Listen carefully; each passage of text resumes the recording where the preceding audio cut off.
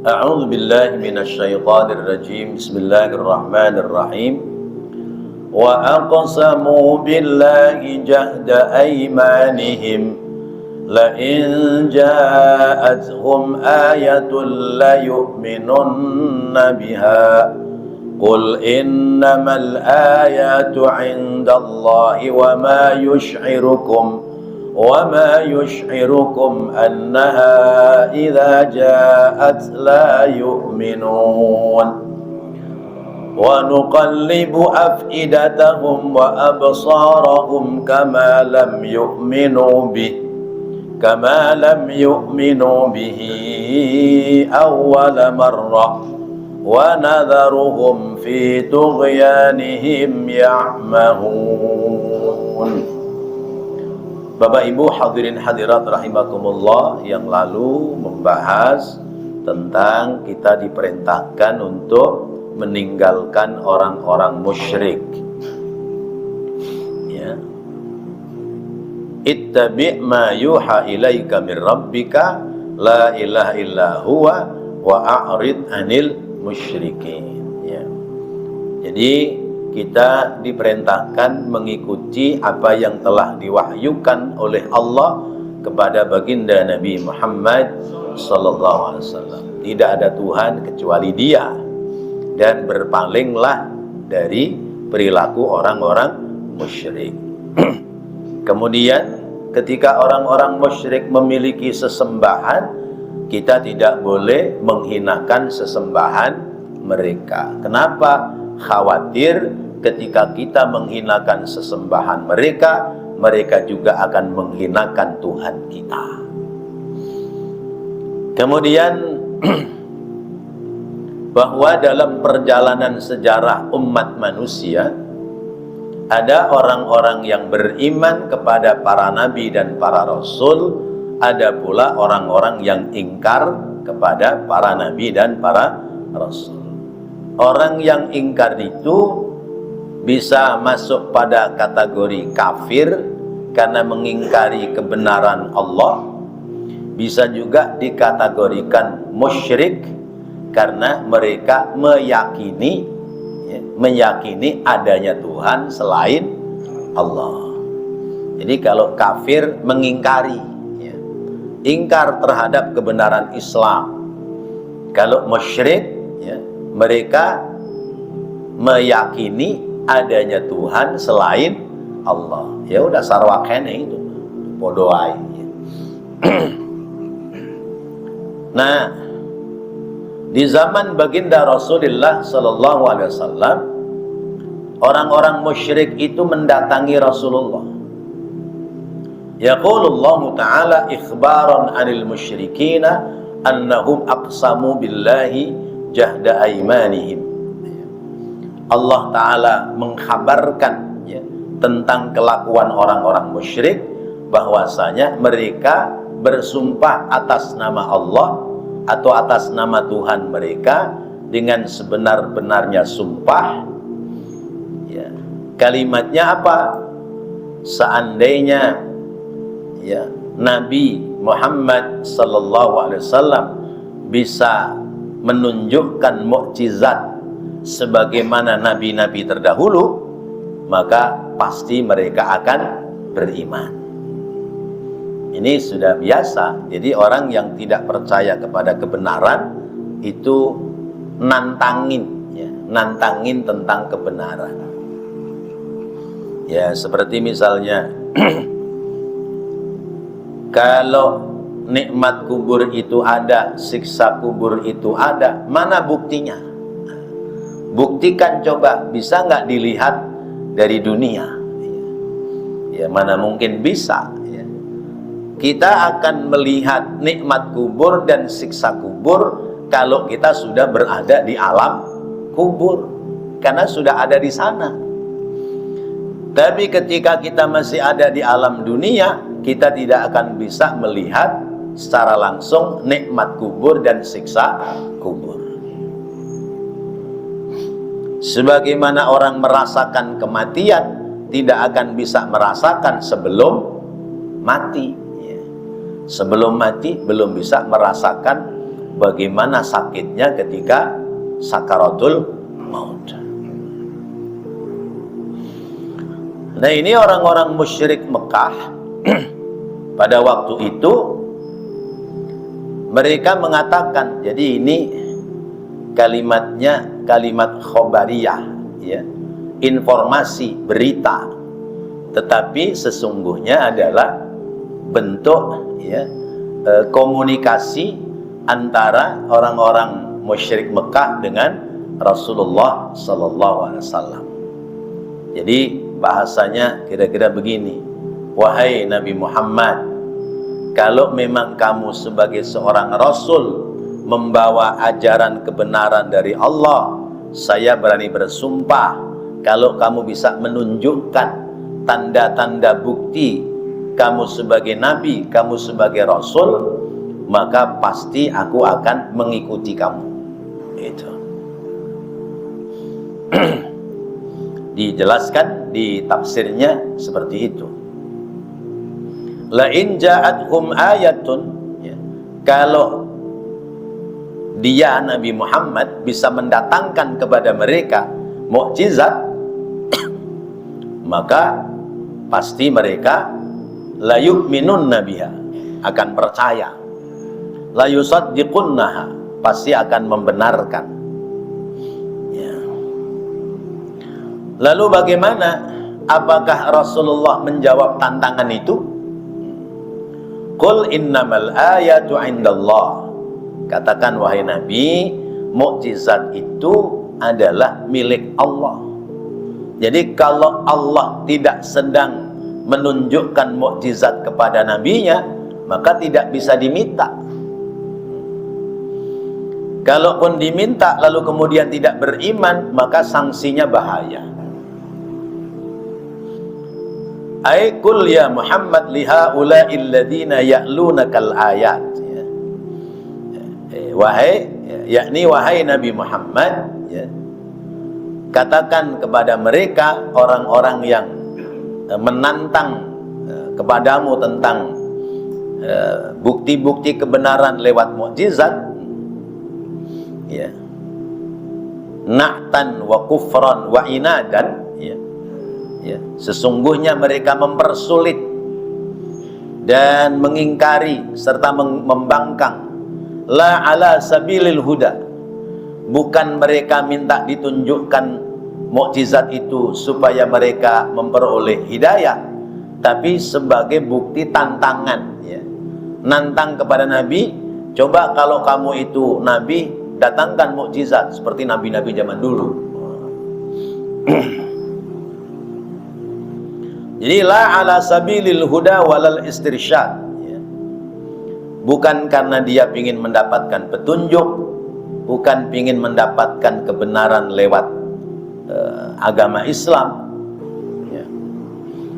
Jadi tujuan mereka bukan ingin tahu kebenaran lalu mau masuk Islam, tapi menguji, ya, menguji terhadap Rasulullah Sallallahu Alaihi Wasallam. Maka semua terpulang kembali kepada Allah. Iyyasha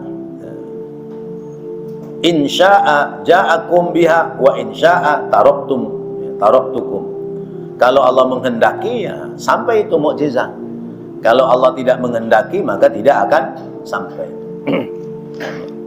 Seperti contoh, ya, ada seorang Arab kampung, Arab Badui, ya, bertemu dengan Rasulullah Nabi Muhammad SAW.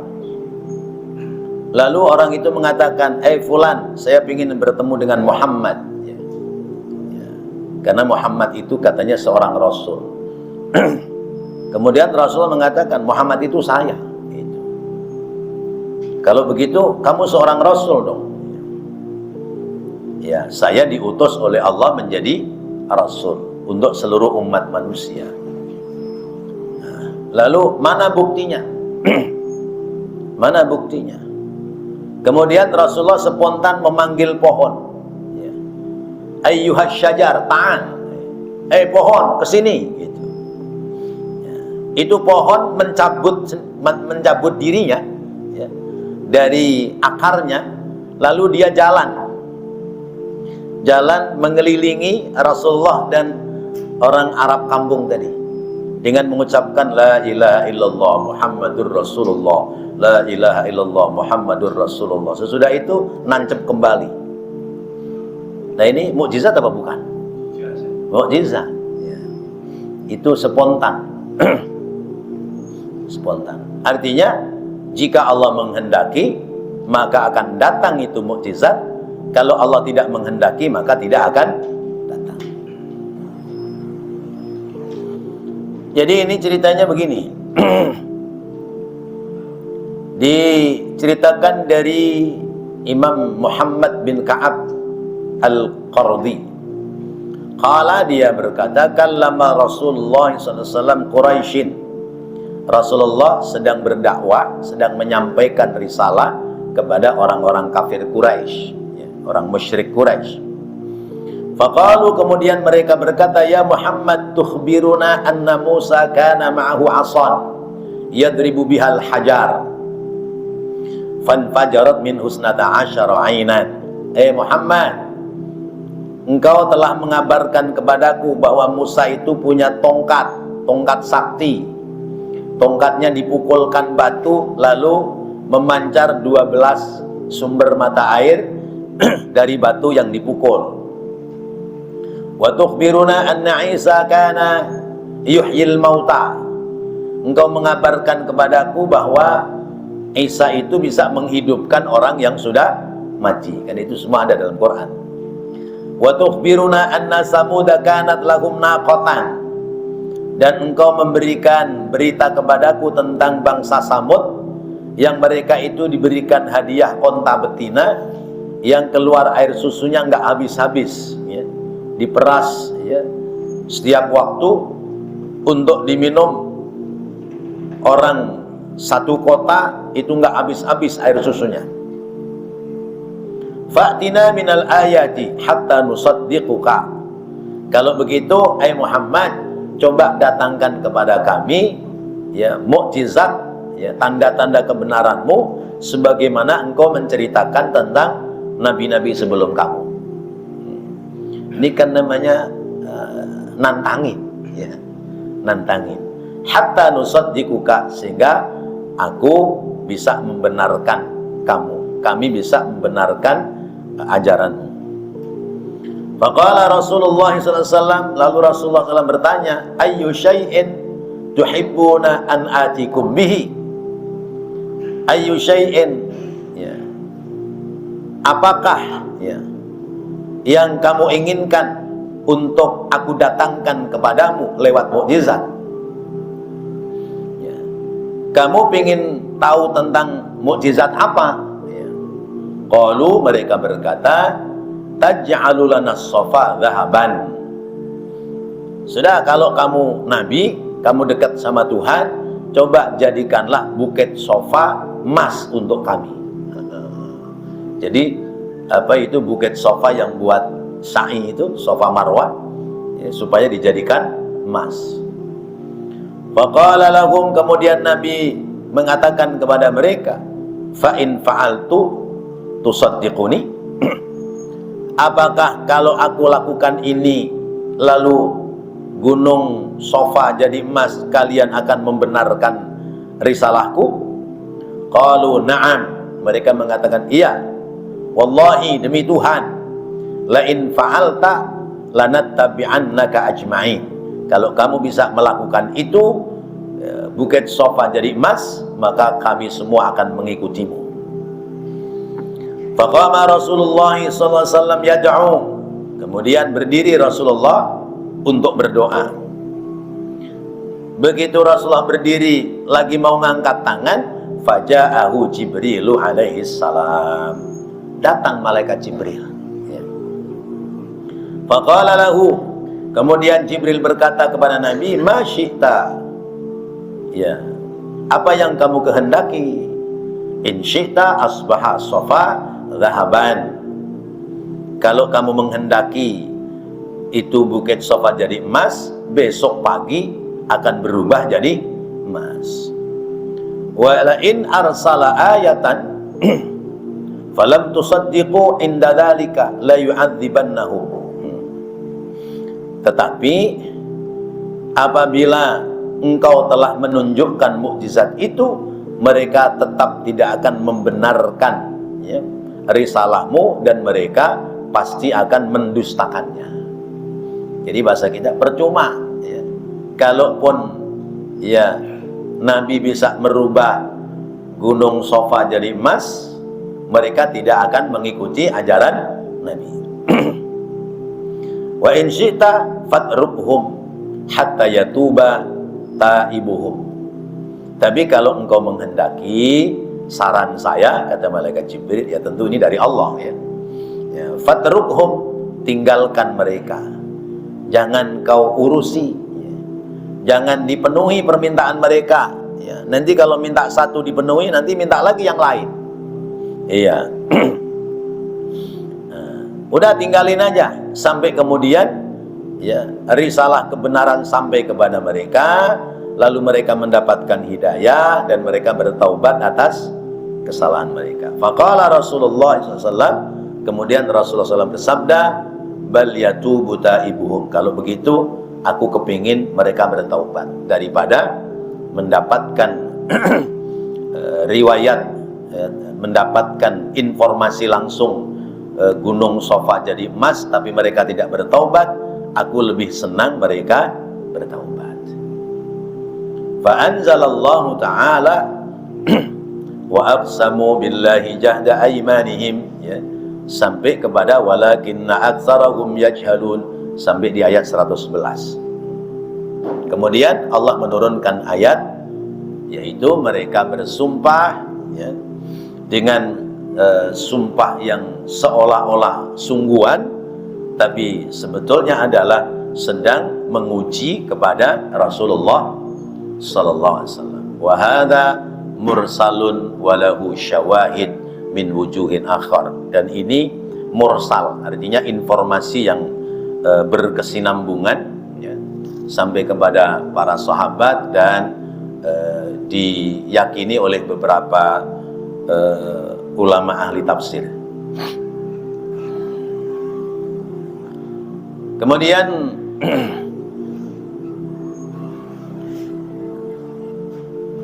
di ayat lain Allah menyebutkan di dalam surat Al-Isra ayat 59, wa ma mana'ana an nursila bil ayati illa an kadzdzaba bihal awwalun wa atayna samudan naqata mubsirah fadhalamu biha wa nursilu bil ayati wa nursilu bil ayati illa takhwifa, ya. Dan sekali-kali kami tidak akan mencegah ya, untuk kami sampaikan risalah kepadamu lewat mukjizat-mukjizat yang ada, illa kecuali an kadzdzaba biha, mereka pasti akan mendustakan tentang kebenaran sebagaimana al-awwalun, orang-orang dulu, ya. Orang-orang dulu zaman Nabi Musa, ya, minta ditunjukkan mukjizat Nabi Musa tapi mereka tidak beriman. Atau misalnya, ya, di sini tentang Nabi Saleh, ya. Zaman Nabi Saleh itu muncul musim kekeringan yang panjang sehingga sumur-sumur pada tidak keluar air. Sampai kemudian orang-orang itu minta kepada Nabi Saleh supaya mendatangkan sumber air minum. Lalu Nabi Saleh minta kepada Allah, diberikan berita dari Allah, disuruh membelah batu yang besar. Begitu batu besar itu dibelah, muncul onta betina. Ini kan kayak orang main sulap, namanya juga mukjizat. Muncul onta betina. Onta betina itu air susunya subur, sehingga mereka mengambil air susu dari onta betina ini untuk diminum kepada mereka. Itu namanya naqah, ya. Ya. Tapi ketika itu telah sampai dan mereka menyaksikan secara langsung Apa yang terjadi? Mereka berpikir, wah ini onta susunya banyak nih. Kalau disembelih, dibelah, wah pasti susu semua ini. Padahal sudah dibilang, jangan dipotong, jangan disembelih. Ya. Karena nanti kalau air itu sudah datang, maka air susu onta ini akan berhenti. Sebab ini adalah mukjizat dari Allah. Tapi apa yang terjadi? Fadzalamu biha. Mereka mendolimi terhadap mukjizatnya Nabi Musa, mukjizatnya Nabi Saleh, yang kemudian ontanya dipotong, disembelih. Nah, jadi karena Allah Maha tahu, maka cukuplah mukjizat-mukjizat secara langsung itu berlaku untuk nabi-nabi sebelum Nabi kita Muhammad SAW. Ya. Karena orang-orang pada zaman itu butuh pembuktian kebenaran secara langsung sesuai pada situasi dan kondisinya. Kalau zaman Nabi Musa, kenapa Allah memberikan kekuatan mukjizat lewat tongkatnya Nabi Musa? Karena pada zaman itu sedang berkembang ilmu sihir, ilmu teluk, ilmu santet berkembang luar biasa.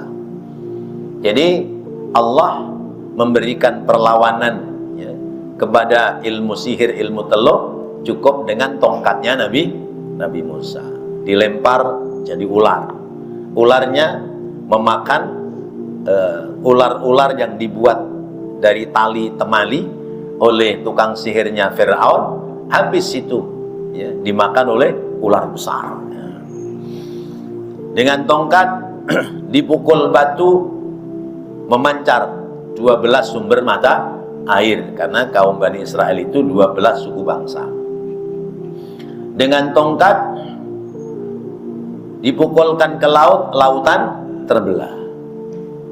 Tapi mukjizat itu hanya saat itu saja.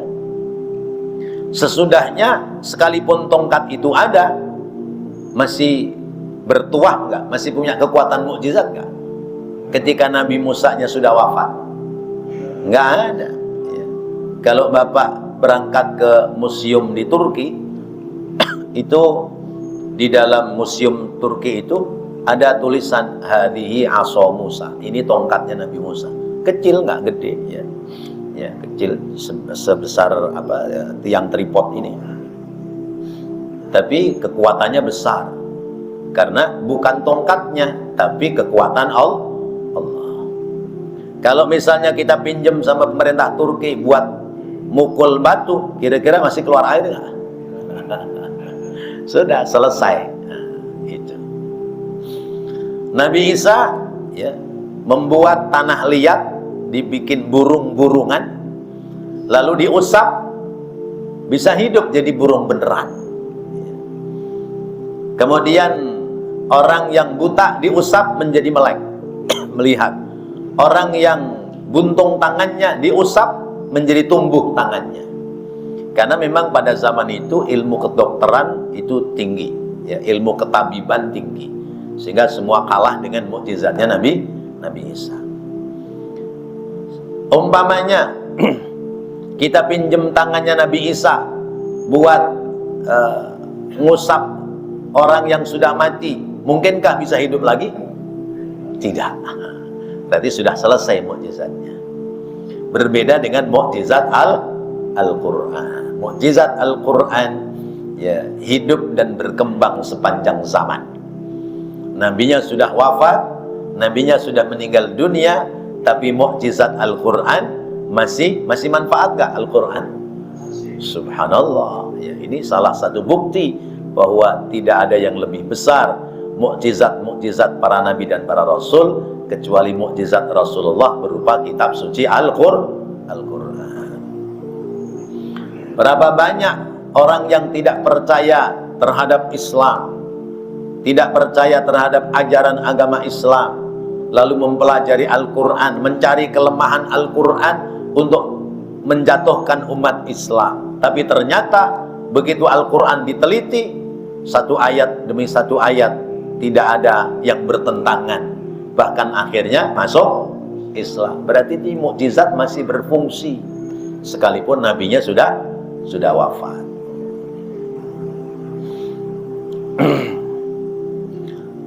Jadi innamal ayatu indallah, sesungguhnya mukjizat ini ada dalam kuasa Allah Subhanahu wa taala. Jadi kalau kepada para nabi dan para rasul Allah memberikan namanya mukjizat, ya. Mukjizat itu dari kata a'jaza yu'jizu, i'jazan, mu'jizatan, ya, yaitu untuk melemahkan musuh, ya. Ya, ajaza, lemah, ya. Jadi sebuah kelebihan, sebuah kekuatan yang diberikan oleh Allah kepada para rasul untuk melemahkan musuh-musuh Allah, itu namanya mukjizat. Adapun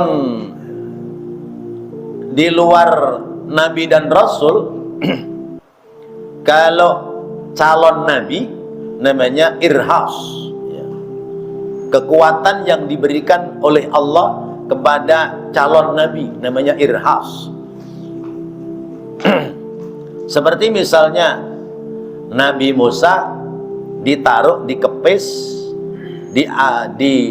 dialirkan di Sungai Nil. Nah, ini bukan mukjizat Nabi Musa, tapi kekuatan Allah untuk melindungi bayi Musa. Itu namanya irhas. Kalau kepada nabi-nabi itu namanya ilham, ya. Ilham, ya. Diberikan ilham, diberikan kekuatan, ya. Kekuatan. Kalau kepada wali-walinya Allah namanya karomah, ya. Karomah, kemuliaan. Dari karomah menjadi keramat. Ini kuburan keramat nih, hati-hati kalau lewat sini nih. Itu kuburan wali-walinya Allah, ya. Ya, namanya karomah. Ya. Kalau diberikan kepada orang awam, apa namanya? Ada orang biasa ini, tapi ya saben megang orang sakit, ya, ya padahal Fatihah doang, ya, Fatihah, sembuh. Ya, sakit apa aja dipegang tangan dia sembuh. Itu namanya ma'unah, ya, pertolongan Allah. Ini orang biasa tapi yang muslim, yang mukmin, ya. Kalau orang itu luar orang Islam, dia diberikan kelebihan, kekuatan, namanya ujian buat kita. Nah, itu namanya istidraj, ya. Ya, istidraj, pengambul, diambul dia, ya. Kalau bahasa orang Jawa dilulu, ya. Ya, diserahin tapi Allah nggak suka gitu. Misalnya ada seorang pembesar dari agama apa gitu, ya, di India itu belum lama itu ramai, ya.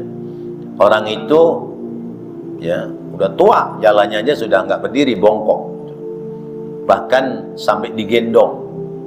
Itu orang sakit apa aja diusap kepalanya sama dia sembuh, diusap sembuh, diusap sembuh gitu, ya, sampai kemudian didewakan.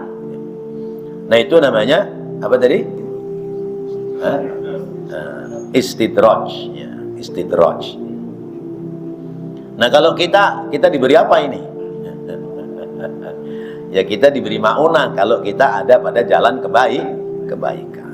Allah persiapkan pada kita sebuah pertolongan bisa membantu orang lain. Kalau Allah menghendaki, maka kalau orang punya kelebihan yang bisa buat nolong orang lain, nggak boleh buat sombong, nggak boleh buat bangga-banggaan. Sebab itu kelebihan itu titipan Allah. Kalau udah sombong hilang, ya. Ya, misalnya ada orang dagang sepi, ya, bilangin ke rumah, terus saya kasih amalan biar laris. Itu namanya iklan. Begitu laris sombong, tuh dia laris dari saya itu. Nah, itu iklan namanya itu. Nah, itu nggak bisa begitu. Jadi ya biarin aja. Nanti yang nunjukkan adalah Allah Subhanahu wa ta'ala. Jadi mukjizat itu diberikan oleh Allah ya sesuai dengan ya keperluannya. Seandainya Rasulullah menghendaki gunung Uhud gunung apa tadi? Gunung Safa jadi emas, pasti akan dijadikan emas. Tapi bahayanya kalau mereka tidak beriman, mereka akan disiksa oleh Allah Subhanahu wa taala.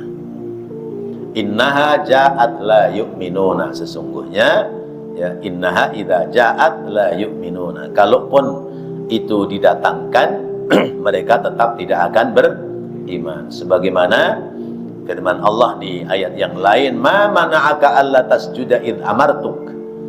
Apa yang menghalangimu ya, ketika aku perintahkan kepadamu untuk sujud kepada Adam, kamu tetap tidak mau sujud kepada Adam. Tuh, contohnya iblis ya. Ya, apa yang menjadikan sebab kamu tidak mau sujud kepada Adam? Atau di ayat yang lain ya, wa haramun ala qaryatin ahlaknaha annahum la yarji'un. Dan tidak mungkin satu negeri yang telah kami binasakan bahwasanya mereka tidak akan kembali ya kepadaku Allah. Itu diantara lain adalah berita-berita yang telah terjadi oleh orang-orang dahulu jauh sebelum Rasulullah Sallallahu Alaihi Wasallam. Nah, lalu kenapa mereka bebel seperti itu, tidak mendapatkan hidayah Allah? Karena wa nuqallibu afidatahum wa absarahum, ya, kami telah memalingkan hati mereka dan pandangan mereka tentang kebenaran ya. Kebenaran dia lihat, kebenaran dia tahu, nasihat-nasihat dia tahu, dia paham, tapi karena ditutup hati mereka, maka mereka tidak mendapati hidayah dari Allah.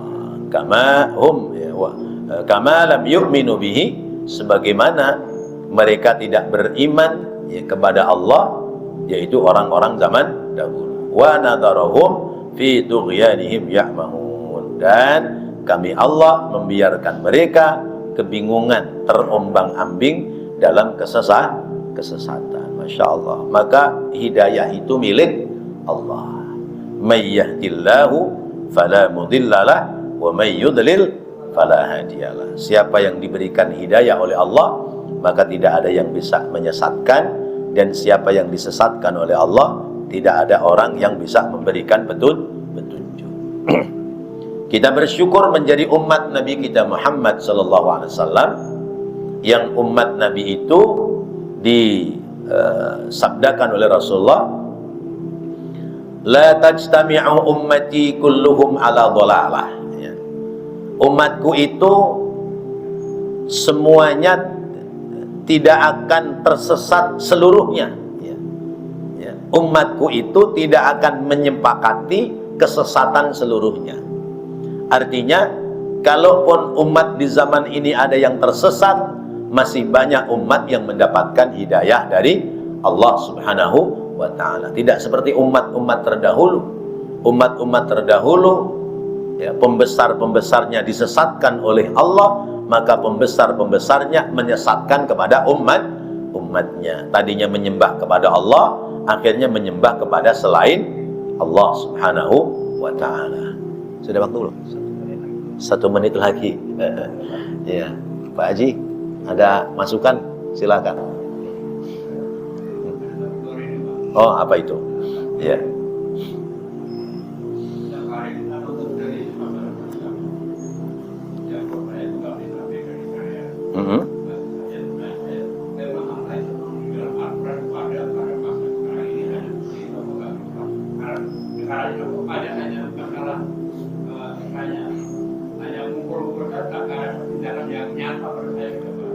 Tiap hari kita menyaksikan korban orang-orang Palestina yang oleh tindakan kejahatan Israel.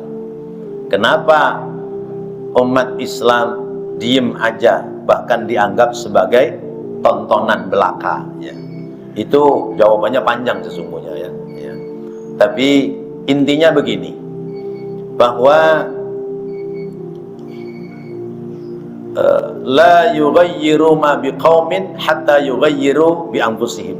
Innallaha la yughayyiru ma biqaumin hatta yughayyiru bi anfusihim. Sesungguhnya Allah tidak akan merubah nasib satu kaum sehingga mereka akan merubah nasib sendiri. Nah, kenapa Palestina hancur kemudian dikalahkan oleh Palestina?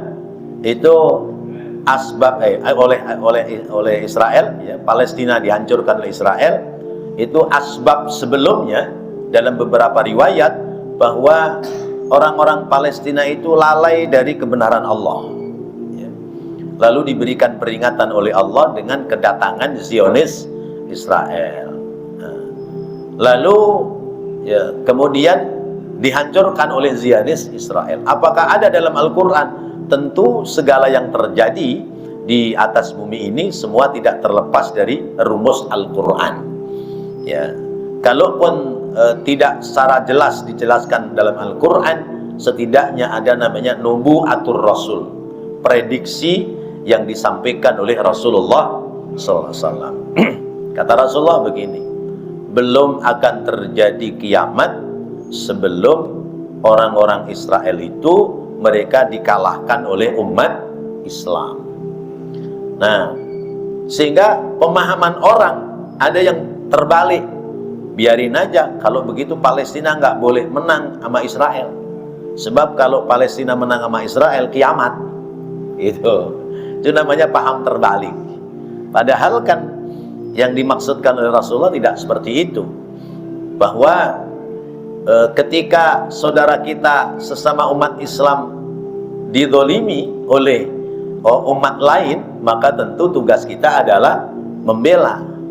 Tetapi bahwa kita ini punya zona wilayah masing-masing, sehingga ketika kita tidak berada di wilayah negeri itu, kita dalam rangka membela mereka itu tidak bisa secara langsung mempersiapkan tentara berangkat ke sana menyerang Israel. Itu tidak bisa serta-merta seperti itu. Maka yang bisa dilakukan adalah bantuan pangan, bantuan kemanusiaan. Nah, tetapi bahwa janji Allah itu akan terbukti, ternyata sekarang sudah dibalas oleh Allah lewat, ya, negeri Iran, ya. Iran apapun alasannya itu sekarang sedang menjadi pahlawan, ya, untuk khususnya adalah saudara-saudara kita di Palestina. Padahal kalau kita bicara state, ya, nation itu negara secara nasional, di Palestina Islamnya mayoritas, tapi ada juga orang Kristen. Kemudian di Israel, ya, Zionis Israel, tidak seluruhnya orang Kristen, tidak seluruhnya orang Yahudi. Karena Israel sekarang ini bukan semata-mata Yahudi keturunan Nabi Yakub, tapi orang-orang yang mengatasnamakan bangsa Yahudi, mereka menghimpun kekuatan menduduki wilayah negeri Palestina. Maka ini jawabannya panjang sebetulnya, ya. Tetapi bahwa intinya, kenapa orang Islam, ya, kenapa Timur Tengah diam aja? Karena Timur Tengah sudah diikat sama Amerika, sudah ada ketergantungan terhadap Amerika. Akhirnya nggak ada yang berani melawan. Nah, itu salah satu contoh. Nah, jadi terus bagaimana bantuan kita? Doa, ya, mendoakan saudara-saudara kita orang-orang Palestina supaya bisa diberikan kemenangan untuk melawan orang-orang Zionis Israel. Wallahu a'lam bishawab. Ya, ini pembahasannya panjang, tapi ya segitu dulu karena waktu. Ya. Baik, mudah-mudahan menjadi ilmu yang bermanfaat. Amin ya Allah ya Rabbal alamin. Rabbana taqabbal minna innaka antas sami'ul alim wa tub alaina innaka antat tawwabur rahim. Rabbighfir warham wa anta khairur rahimin. Wa sallallahu ala sayyidina Muhammadin wa ala alihi wa sahbihi wa sallam. Walhamdulillahi rabbil alamin. Wassalamualaikum warahmatullahi wabarakatuh.